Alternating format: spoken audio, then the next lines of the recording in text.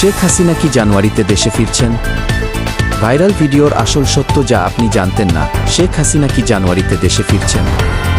সম্প্রতি একটি video social মিডিয়ায় এমনভাবে ভাইরাল হয়েছে যে দেশের প্রতিটি মানুষ যেন উত্তেজনায় মেতে উঠেছে।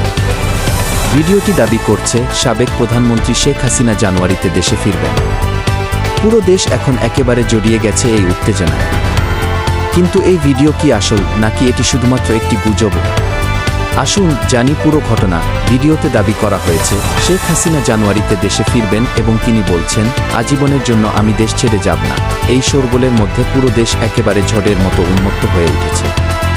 কিন্তু তথ্য যাচাইকারী প্রতিষ্ঠান রিউমার স্ক্যানারের মতে এটি আসলে একটি পুরনো ভিডিও এবং এর বর্তমান ঘটনাগুলোর সাথে কোনো সম্পর্ক নেই।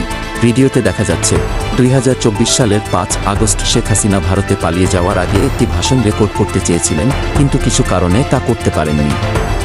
পরবর্তীতে ভারতে গিয়ে 6 আগস্ট তিনি একটি ভিডিও বার্তা শেয়ার করেন, যেখানে তিনি বলেন, সাময়িক সময়ের জন্য আমি দেশ ছেড়েছি, আজীবনের জন্য নয়।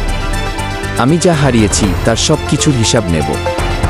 এটা আমার বাবার দেশ, এটি আমার হাতে গড়া বাংলাদেশ। আমি কখনো এভাবে ছেড়ে দেব না। মনে রেখো, দিনটা তোমার ছিল, কিন্তু বছরটা আমার হবে। তবে রিউমার স্ক্যানারের অনুসন্ধানে জানা গেছে এই ভিডিওটি আসলে ভারতীয় গণমাধ্যম এএনআই এর ইউটিউব চ্যানেল থেকে নেওয়া, যা 2024 সালের 7 জানুয়ারি প্রকাশিত হয়েছিল।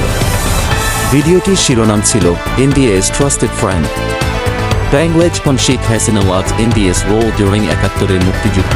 ভিডিওতে শেখ হাসিনাকে বলতে শোনা যায়, ভারত আমাদের বিশ্বস্ত বন্ধু। মুক্তিযুদ্ধের সময় তারা আমাদের সমর্থন করেছিল এবং 71-এর পর তারা আমাদের আশ্রয় দিয়েছিল। এজন্য ভারতীয় জনগণের প্রতি আমাদের অশেষ কৃতজ্ঞতা। তাহলে প্রশ্ন হচ্ছে, শেখ হাসিনার দেশে ফিরে আসার গুজব কি সত্যি, নাকি এটি শুধু একটি ভুল বোঝাবুঝি? ভাইরাল ভিডিওটির পেছনে কি আসল সত্য লুকানো আছে, নাকি এটি পুরনো ফুটেজের ভুল ব্যাখ্যা?